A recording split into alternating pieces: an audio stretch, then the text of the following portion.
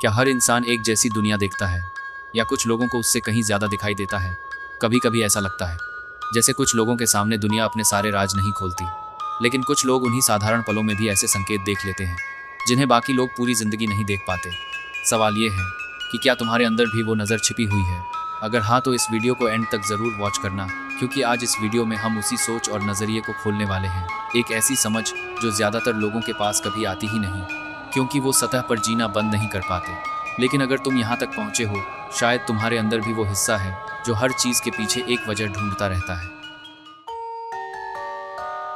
शुरुआत में हम हर चीज़ को वैसे ही मान लेते हैं जैसी हमें बताई जाती है, लेकिन फिर एक दिन दिमाग एक छोटी सी आदत विकसित कर लेता है, हर बात के पीछे पूछने की, ऐसा क्यों?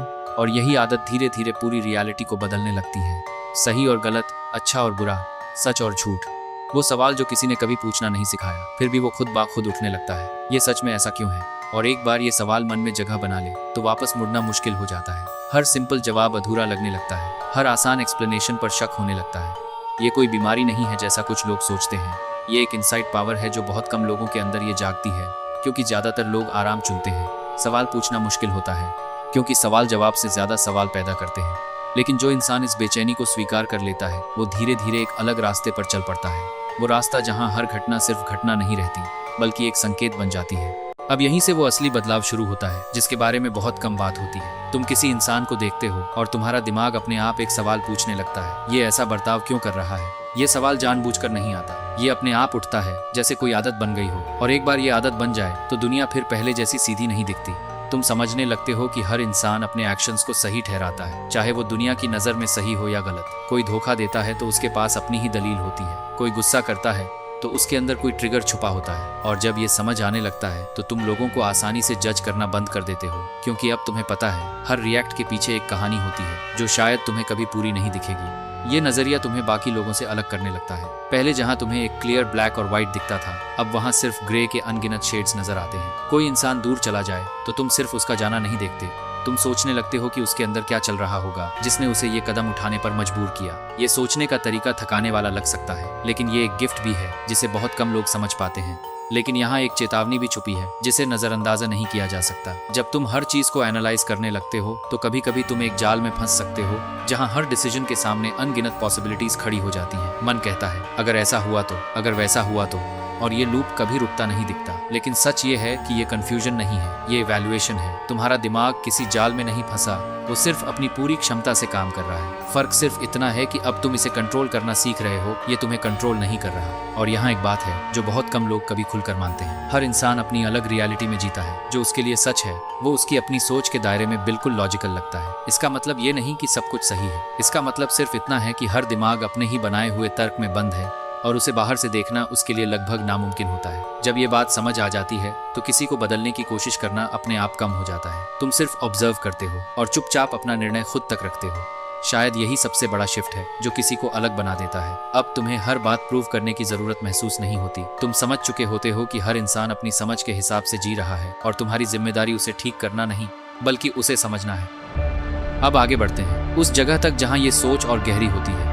जैसे जैसे तुम चीजों को असल में समझने लगते हो, हर घटना सिर्फ एक पल नहीं रह जाती, उसके पीछे जुड़ी हुई वजहों की एक पूरी चेन दिखने लगती है। एक एक्शन, उसके पीछे एक रीजन, और उसके पीछे एक और हिडन लेयर। और सबसे दिलचस्प बात यह है तुम ये जानबूझकर नहीं करते, ये तुम्हारे दिमाग का डिफॉल्ट तरीका बन चुका होता है। कोई कुछ कहता है और तुम सिर्फ शब्द नहीं पकड़ते, तुम उसके बोलने का तरीका पकड़ते हो। वो पॉज जो किसी जवाब से पहले आता है, वाक्य का वजन, आंखों का वो हल्का सा शिफ्ट, और इन सब छोटे छोटे संकेतों से एक साइलेंट तस्वीर बनती है जिसे तुम पूरी तरह शब्दों में एक्सप्लेन नहीं कर पाते, लेकिन तुम उसे महसूस कर लेते हो। धीरे धीरे एक बदलाव आने लगता है। तुम लोगों को जल्दी रिजेक्ट नहीं करते और जल्दी एक्सेप्ट भी नहीं करते। तुम बीच की एक जगह में रुक जाते हो जहाँ जजमेंट नहीं होता, सिर्फ ऑब्जर्वेशन होता है। ये जगह बहुत रेयर है क्योंकि ज्यादातर लोग या तो रिएक्ट करते हैं या पूरी तरह इग्नोर कर देते हैं। तुम इन दोनों के बीच की एक चुप्पी में रहते हो जहाँ चीजों को अनफोल्ड होने दिया जाता है। इसी वजह से कई बार लोग तुम्हें समझ नहीं पाते। तुम पहले अंदर ही अंदर प्रोसेस करते हो। ये प्रोसेसिंग तुम्हें स्लो नहीं बनाती, ये तुम्हें सेलेक्टिव बनाती है। तुम्हारी सोच को बाहर शोर बनाने की जरूरत नहीं होती, लेकिन इसका मतलब ये नहीं कि अंदर कुछ कम चल रहा है। असल में अंदर एक पैरेलल सोच लगातार चलती रहती है जिसमें हर पॉसिबिलिटी को धीरे धीरे टेस्ट किया जाता है। जब कोई तुम्हें एक बहुत सिंपल जवाब देता है तो वो अधूरा लगने लगता है, क्योंकि तुम्हें पता है हर आसान जवाब के पीछे एक हिडन कॉम्प्लेक्सिटी छुपी होती है। तुम लोगों से दूरी नहीं बनाते, लेकिन फालतू शोर से जरूर दूरी बना लेते हो। ये दूरी इमोशनल नहीं होती, ये सोचने का एक तरीका होता है। तुम फीलिंग्स को रिजेक्ट नहीं करते, तुम सिर्फ काम की बातों को ज्यादा जगह देते हो, और यही चीज धीरे धीरे तुम्हें भीड़ में होते हुए भी भीड़ का हिस्सा नहीं बनने देती। कई बार लगता है कि तुम जरूरत से ज्यादा सोच रहे हो, लेकिन फिर एक मोमेंट आता है जहां समझ आता है तुम एक्स्ट्रा नहीं सोच रहे, तुम सिर्फ मिसिंग इन्फॉर्मेशन को भरने की कोशिश कर रहे हो। ये रियलाइजेशन तुम्हें शांत कर देता है, क्योंकि अब तुम खुद से लड़ते नहीं, खुद को समझने लगते हो। लेकिन अभी भी कुछ अधूरा रहता है, क्योंकि हर जवाब के बाद एक नया सवाल खुल जाता है, और यही लूप तुम्हें आगे ले जाता है, जहां हर अनुभव सिर्फ अनुभव नहीं रहता, एनालिसिस का हिस्सा बन जाता है। धीरे धीरे एक अजीब सी स्पष्टता डेवलप होती है कि दुनिया उतनी रैंडम नहीं है जितनी दिखती है। हर चीज के पीछे एक लॉजिक है, बस हर किसी के पास उसे देखने की क्षमता नहीं होती। और अब एक और बदलाव शुरू होता है। तुम चीजों को सिर्फ समझ नहीं रहे, तुम उन्हें डिकोड करने लगते हो। ये डिकोड करना कोई शोर वाला प्रोसेस नहीं है, ये अंदर ही अंदर होता है, जैसे कोई सिस्टम खुद को चुपचाप अपग्रेड कर रहा हो। कोई इंसान अचानक बदल जाए तो वो बदलाव तुम्हें सडन नहीं लगता, तुम्हें लगता है ये बदलाव पहले से बन रहा था, बस अब दिखने लगा है। यही सोच तुम्हें एक नई दिशा में ले जाती है, जहां तुम मोमेंट को नहीं देखते, मोमेंट से पहले की इनविजिबल तैयारी को देखते हो। धीरे धीरे तुम किसी को जल्दी जज नहीं करते, लेकिन किसी पर फुल्ली भरोसा भी जल्दी नहीं करते, क्योंकि तुम समझ चुके होते हो हर इंसान का दिखने वाला बर्ताव सिर्फ उसकी सबसे ऊपरी परत है। हर परत के पीछे एक और परत होती है जो हर किसी को नहीं दिखती। अब तुम रिएक्शंस को बहुत सीरियस लेना कम कर देते हो, क्योंकि तुम्हें पता चल जाता है रिएक्शन हमेशा फाइनल सच नहीं होता। कोई गुस्सा करता है तो तुम उसे सिर्फ गुस्सा नहीं मानते, तुम उसे एक आउटपुट मानते हो जिसके पीछे कोई इनपुट छुपा होता है। और इसी वजह से तुम्हारा दिमाग हर चीज को टुकड़ों में तोड़ने लगता है, एक एक करके, धीरे धीरे, चुपचाप। अब एक और बदलाव आता है, तुम एक्सप्लेनेशन से सेटिस्फाई होना कम कर देते हो, क्योंकि एक्सप्लेन करने से ज्यादा जरूरी लगने लगता है समझना। और ये समझ तुम्हें बेचैन नहीं करती, ये तुम्हें एक शांत स्पष्टता देती है। अब तुम हर सिचुएशन में फौरन शामिल नहीं होते, तुम पहले एक जगह बनाते हो जहां चीजें खुद ब खुद सामने आ सके। ये जगह दूसरों को खाली लग सकती है, लेकिन तुम्हारे लिए वो जानकारी से, पैटर्न्स से, बारीक संकेतों से भरी होती है। धीरे धीरे एक समझ और गहरी होती जाती है कि हर इंसान अपनी रियलिटी के अंदर लॉक्ड है, और वो रियलिटी उसे पूरी तरह लॉजिकल लगती है, चाहे बाहर से वो कितनी भी अधूरी क्यों न दिखे। इस मोड़ पर आकर तुम लोगों को बदलने की कोशिश करना भी छोड़ देते हो, क्योंकि तुम्हें समझ आता है हर दिमाग अपने ही स्तर पर काम करता है। तुम बस ऑब्जर्व करते हो कि कौन किस लेवल पर है, लेकिन ये ऑब्जर्वेशन सुपीरियरिटी नहीं बनता, सिर्फ अवेयरनेस बनता है। और अवेयरनेस के साथ एक अजीब सी शांति आती है, जहां तुम्हें किसी को कन्विंस करने की जरूरत महसूस नहीं होती। तुम चीजों को फोर्स नहीं करते, तुम उन्हें अपने नेचुरल रास्ते पर आने देते हैं। और यही रास्ता तुम्हें और गहरी समझ की तरफ ले जाता है, जहां हर जवाब अपने साथ एक नया सवाल खोल देता है। और तुम इस लूप से बाहर निकलने की कोशिश नहीं करते, क्योंकि अब ये लूप कंफ्यूजन नहीं देता, ये क्लैरिटी की तरफ ले जाता है।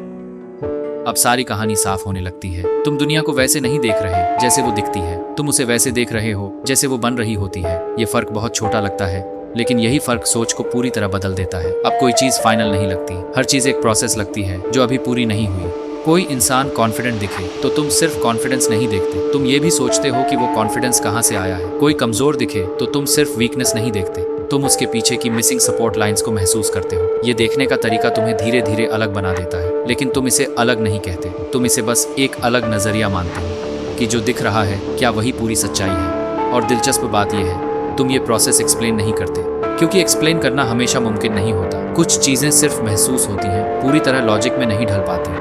तुम समझ चुके होते हो हर इंसान अपनी इंटरनल कहानी के हिसाब से रिएक्ट करता है, कोई भी रिएक्शन रैंडम नहीं होता, हर रिएक्शन एक बैकग्राउंड स्टोरी का नतीजा होता है। और जब ये समझ आ जाता है तो तुम किसी रिएक्शन को पर्सनली लेना कम कर देते हो, तुम उसे बस एक संकेत मानते हो कि सामने क्या चल रहा है। और यही चीज तुम्हें इमोशनली कम रिएक्टिव बनाती है, लेकिन मेंटली ज्यादा एक्टिव। अब तुम किसी चीज को फौरन सही या गलत का लेबल नहीं लगाते, तुम उसे संदर्भ में रखकर देखते हो, और संदर्भ बदलते ही मतलब भी बदल जाता है। ये समझ तुम्हें चुप नहीं बनाती, ये तुम्हें और स्थिर बनाती है। अब तुम्हें हर चीज अर्जेंट नहीं लगती, क्योंकि तुम्हें पता है हर चीज पहले से किसी दिशा में बढ़ रही है, और तुम्हें बस उस मूवमेंट को समझना है, उसमें टांग अड़ानी नहीं है। फिर भी हर नई सिचुएशन तुम्हारे लिए नई जानकारी होती है, जिसे तुम चुपचाप अब्सॉर्ब करते रहते हो। तुम अपने कंक्लूजन्स को फाइनल नहीं मानते, क्योंकि तुम्हें पता है परसेप्शन भी समय के साथ बदलता है। आज जो सच लगता है कल उसका कोण बदल सकता है। इसी वजह से तुम रिजिड नहीं रहते, तुम एक फ्लेक्सिबल समझ डेवलप करते हो, और ये फ्लेक्सिबिलिटी तुम्हें कमजोर नहीं बल्कि अडेप्टिव बनाती है।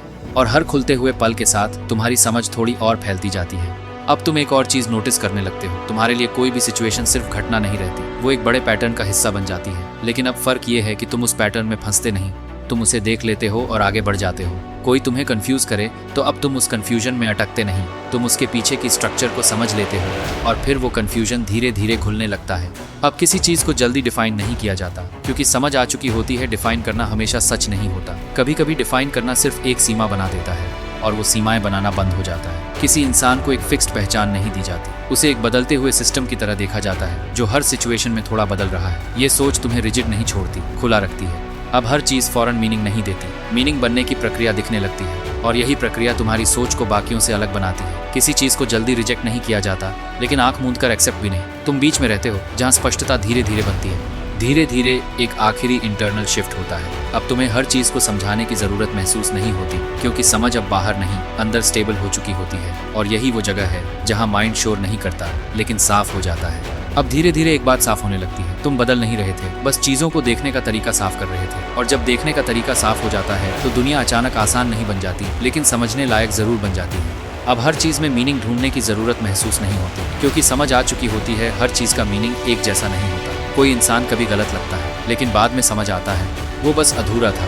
कोई सिचुएशन कंफ्यूजिंग लगती है, लेकिन बाद में पता चलता है वो बस अधूरी जानकारी थी। और यही समझ एक आखिरी स्पष्टता देती है कि शायद समस्या कभी दुनिया में नहीं थी, समस्या हमेशा अधूरी समझ में थी। अब हर चीज को ठीक करने की कोशिश नहीं होती, बस उसे समझने दिया जाता है। और यही स्वीकृति तुम्हें कमजोर नहीं बनाती, स्थिर बनाती है, क्योंकि अब लड़ना नहीं, डिकोड करना होता है। और डिकोड करने का मतलब कंट्रोल करना नहीं होता। डिकोड करने का मतलब होता है समझना कि चीजें असल में चल कैसे रही हैं। अब खुद को एक्सप्लेन करने की जरूरत भी कम महसूस होती है, क्योंकि पता होता है जो समझना चाहता है वो बिना एक्सप्लेनेशन भी समझ लेगा, और जो नहीं समझना चाहता उसके लिए हर एक्सप्लेनेशन भी अधूरी रहेगी। अब एक आखिरी शिफ्ट आता है, अपने थॉट से डरना बंद हो जाता है। उन्हें जज करना नहीं, बस ऑब्जर्व करना शुरू हो जाता है, जैसे वो कोई बाहरी प्रवाह हो। और यही ऑब्जर्वेशन तुम्हें कंट्रोल देता है, लेकिन ऐसा कंट्रोल जो शोर नहीं करता। ये कंट्रोल बाहर नहीं दिखता, लेकिन डिसीजंस में जरूर झलकता है। किसी भी सिचुएशन में जल्दी खोया नहीं जाता, क्योंकि उसे फाइनल नहीं, एक प्रोसेस माना जाता है, और प्रोसेस हमेशा बदल सकता है। यही फ्लेक्सिबिलिटी तुम्हें मेंटली आजाद करती है। अब खुद को किसी लेबल में नहीं रखा जाता, ना ओवर थिंकर, ना क्वाइट, ना डिफरेंट। तुम बस एक ऑब्जर्वर हो जो चीजों को अनफोल्ड होते हुए देखता है। और धीरे धीरे एक सिंपल सी समझ आती है कि शायद तुम कभी बदले नहीं, तुमने बस खुद को देखना शुरू कर दिया। और जब कोई इंसान खुद को देखना शुरू करता है तो दुनिया वही रहती है, लेकिन परसेप्शन बदल जाता है। और यही सबसे बड़ा शिफ्ट होता है। अगर तुम्हें कभी ऐसा लगा हो कि तुम चीज़ों को दूसरों से अलग तरीके से देखते हो, समझते हो, महसूस करते हो, तो कमेंट में लिखो, मैं देखता भी हूँ और समझता भी हूँ। और अगर ये वीडियो तुम्हें कहीं अंदर तक छू गई हो तो सब्सक्राइब करना मत भूलना, क्योंकि यहाँ वीडियो खत्म नहीं होते, यहाँ सोच बदलती है।